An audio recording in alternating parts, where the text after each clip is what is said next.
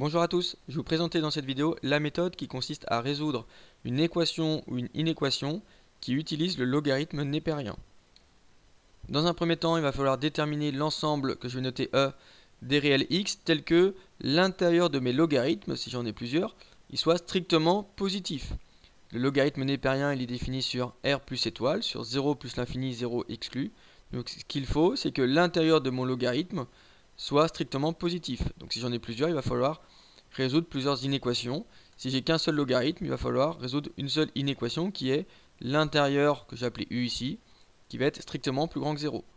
Dans un deuxième temps, il va falloir simplifier l'égalité ou l'inégalité en isolant le logarithme ou l'exponentiel s'il n'y en a qu'un seul et mettre dans le second membre les autres valeurs. On peut aussi appliquer la fonction réciproque, donc si on a le logarithme népérien, on peut appliquer la fonction réciproque qui est l'exponentielle et inversement. Si j'ai par exemple ln de a qui est égal à b, je peux appliquer la fonction exponentielle de chacun des deux côtés puisque la fonction exponentielle elle est continue et elle est aussi monotone. Donc si j'applique la fonction exponentielle, je vais avoir finalement a qui va être égal à exponentielle de b grâce à cette relation là. Sur le même principe, si j'ai a égale l'exponentielle de b, je peux appliquer la fonction logarithme népérien des deux côtés puisque le logarithme népérien est continu et monotone. Et donc ça me donnerait finalement ln de a qui va être égal à ln de e de b. Donc en utilisant cette relation là, j'arrive finalement à ma première relation. Donc en fonction de ce que je cherche et en fonction de ce que j'ai, je peux appliquer la fonction réciproque à mon logarithme népérien ou à l'exponentielle, puisque les deux sont réciproques l'une de l'autre. Troisième façon, pour simplifier, pour modifier mon égalité ou mon inégalité, c'est de supprimer les logarithmes népériens ou les exponentielles dans chaque membre. Si par exemple j'ai ln de a égale ln de b, j'enlève la fonction logarithme de chaque côté, ça me donne a égale b, parce que ma fonction logarithme népérien, elle est monotone.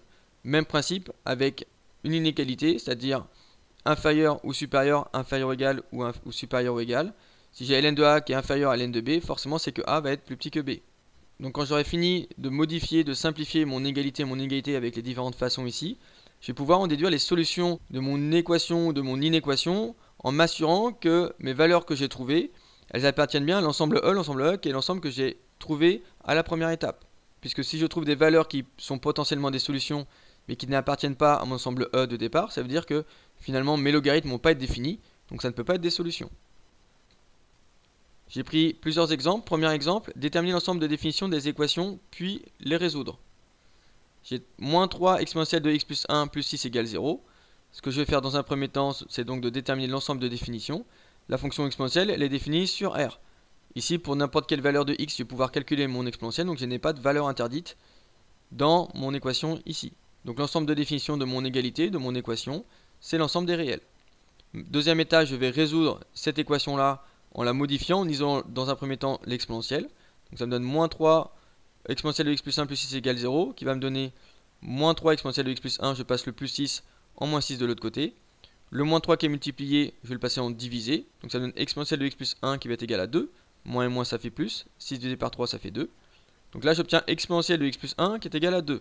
Il faut que je me débarrasse de l'exponentielle, c'est-à-dire que je vais appliquer la fonction ln de chaque côté. Donc ça me donne ln de x plus 1 égale ln de 2. J'ai appliqué ln de chaque côté. J'ai fait la même chose à droite et à gauche, donc ça ne change pas les solutions de mon équation. Alors pourquoi j'ai le droit de le faire? Je l'ai précisé tout à l'heure. La fonction de logarithme, elle est strictement croissante, elle est monotone sur 0 plus l'infini, donc je peux appliquer ma fonction ln de chaque côté. Ln de 2, je vais le conserver. Ln de e de x plus 1, ln et e c'est deux fonctions réciproques, donc ln de e va finalement en quelque sorte disparaître. Donc il me reste juste le x plus 1, donc ça, ln de e de x plus 1 ça me donne x plus 1. Et donc si je continue maintenant, x plus 1 égale ln de 2, si j'enlève le plus 1 pour isoler totalement le x, ça me donne x égale ln de 2 moins 1. Le plus 1 il est passé en moins 1 à droite. Donc ma solution potentielle c'est ln de 2 moins 1. Il faut faire attention que cette valeur là appartienne bien à mon ensemble de définitions de départ, c'est-à-dire les réels. Ce qui est le cas, ln de 2 moins 1 c'est un nombre, c'est un réel. Donc ça appartient bien à mon ensemble de définitions. Donc ma solution c'est bien ln de 2 moins 1. Deuxième équation, ln de moins 2x plus 3 égale ln de 3x moins 1. Première étape, on va étudier les ensembles de définitions et l'ensemble de définitions globales de mon égalité, de mon équation. Donc ici dans le premier membre, j'ai ln de moins 2x plus 3. Moins 2x plus 3 c'est dans le ln. Donc moins 2x plus 3 doit être positif. Donc ce que j'ai ici à l'intérieur doit être positif. Mais j'ai un autre logarithme népérien qui est à droite ici dans le second membre. Ln de 3x moins 1 3x moins 1 doit aussi être strictement positif. Donc ce que j'ai à l'intérieur ici doit être strictement positif, et ce que j'ai à l'intérieur ici doit être strictement positif. Si j'avais un troisième logarithme népérien à gauche ou à droite, peu importe de mon égalité, j'aurais résolu une troisième inéquation. Donc si je résous maintenant séparément mes deux inégalités, moins 2x plus 3 supérieur à 0, ça va me donner moins 2x supérieur à moins 3, le plus 3 passe en moins 3 de l'autre côté. Moins 2x, donc le moins 2, si je l'enlève, le moins 2 multiplié, il va passer en divisé, donc je divise par moins 2, ça fait moins 3 divisé par moins 2. Sauf que j'ai divisé par moins 2 de chaque côté de mon inégalité, où j'ai passé un nombre qui est négatif en multiplié en divisé de l'autre côté, donc c'est un nombre qui est négatif, donc le supérieur va passer en inférieur.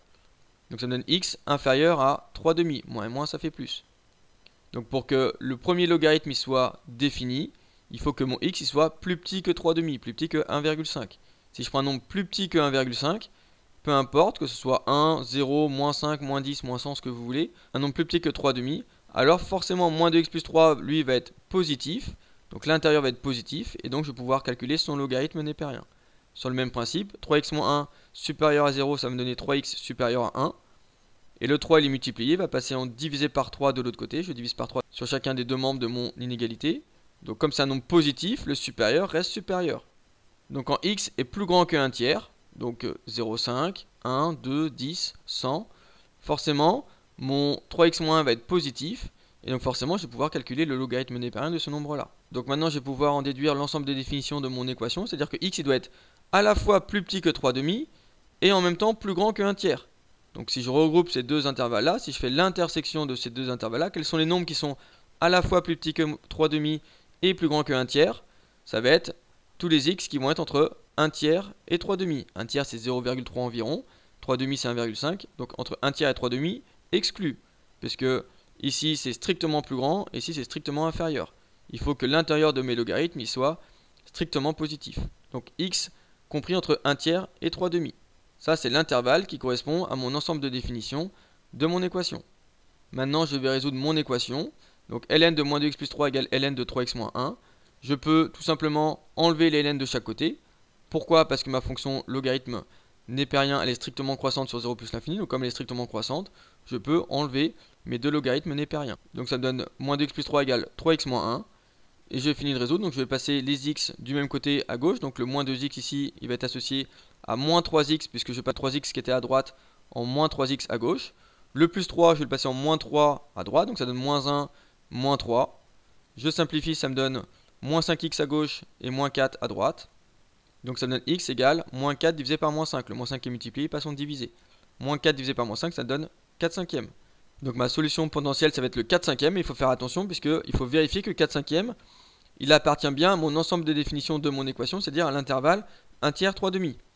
4 cinquièmes c'est 0,8. 0,8 c'est bien entre 0,3 environ et 1,5. Donc il appartient bien à mon ensemble de définitions ici.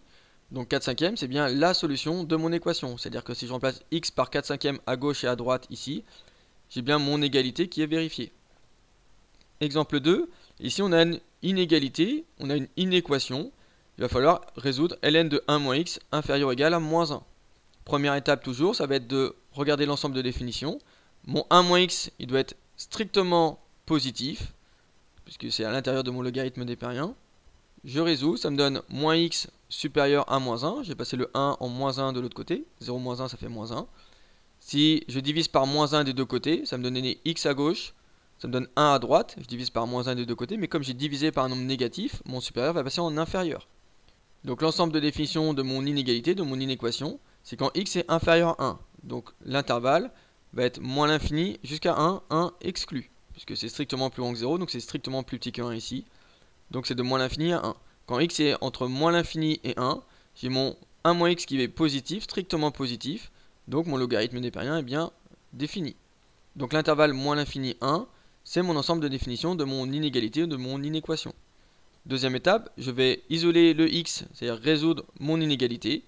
Alors il y a plusieurs façons de faire. Par exemple, on peut remplacer ici le moins 1 par logarithme népérien ln de exponentielle de moins 1. J'applique ln et e qui sont deux fonctions réciproques. Moins 1, c'est pareil que ln de e de moins 1.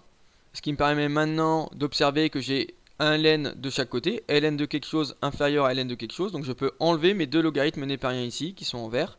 Donc ça me donne finalement 1 moins x qui va être inférieur ou égal à e de moins 1. Je peux enlever les logarithmes népériens de chaque côté tout simplement parce que ma fonction ln elle est strictement croissante, elle est strictement monotone sur 0 plus l'infini. Donc ça me donne 1 moins x inférieur à e de moins 1. Alors on aurait pu dire dès le départ, ln ici à gauche il passe en exponentielle à droite.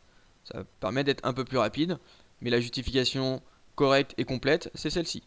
Donc ça me donne 1 moins x inférieur à e de moins 1, e de moins 1 qui est un nombre. Maintenant je n'ai plus qu'à finir d'isoler mon x. Donc ça va me donner le 1 qui est à gauche, il va passer en moins 1 à droite. Et si je passe moins x en x, ça veut dire qu'à droite je vais passer le e de moins 1 en moins e de moins 1 et moins 1 en plus 1. J'ai changé tous les signes ici à droite aussi. C'est comme si j'avais divisé par moins 1 de chacun des deux côtés, donc dans chacun des membres de mon inégalité. Donc c'est à dire que le inférieur il passe en supérieur. Donc moins e de moins 1 plus 1 c'est un nombre. Donc quand x est plus grand que ce nombre là, ça veut dire que ln de 1 moins x il est inférieur à moins 1. Alors une nouvelle fois il faut faire attention puisqu'il faut vérifier que mes solutions potentielles ici font partie aussi de mon ensemble de définitions. Donc il faut que x, on avait dit, soit strictement plus petit que 1. Et en même temps mes solutions c'est tous les nombres qui sont plus grands que cette valeur là. Alors moins e de moins 1 plus 1 c'est à peu près 0,63. 0,63 c'est à dire qu'on est plus petit que 1. Donc toutes les solutions finalement ça va être toutes les valeurs qui vont être entre moins e de moins 1 plus 1 jusqu'à 1. Donc les solutions de mon inéquation c'est l'ensemble des valeurs ici. Donc en quelque sorte entre 0,63 environ jusqu'à 1. 0,63, ma valeur qui est moins de moins 1 plus 1, compris, parce que c'est supérieur ou égal, jusqu'à 1 exclu, parce que on avait exclu la valeur de 1 ici. J'espère que vous avez compris comment résoudre une équation ou une inéquation qui utilise le logarithme népérien. Merci de m'avoir écouté, à bientôt.